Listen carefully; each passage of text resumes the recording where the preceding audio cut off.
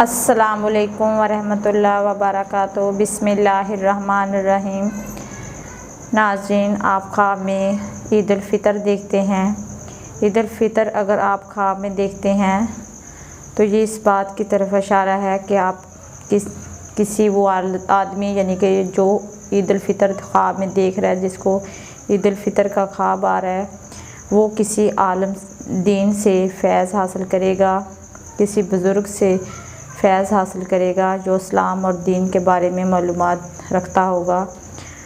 और जो ईद उल फ़ितर देखता है ख्वाब में, वो खुशी हासिल करेगा, उसकी परेशानियां दूर हो जाएंगी, उसके गम दूर हो जाएंगे, उसकी दिली मुरादें पूरी होंगी, उसकी तमन्नाएं पूरी होंगी, उसकी खुशी यानी कि अगर उसके घर में औलाद जैसी नेमत नहीं है तो उसे अल्लाह ताला औलाद दे देगा, बेटा से नवाज देगा, बेटा दे देगा। उसकी ज़िंदगी में खुशियाँ आएंगी, गम दूर हो जाएंगे, परेशानियाँ दूर हो जाएंगी और उसके घरेलू हालात जो हैं वो बेहतर हो जाएंगे। अल्लाह तबारक तआला हमें नेक अमाल करने की तौफीक दे।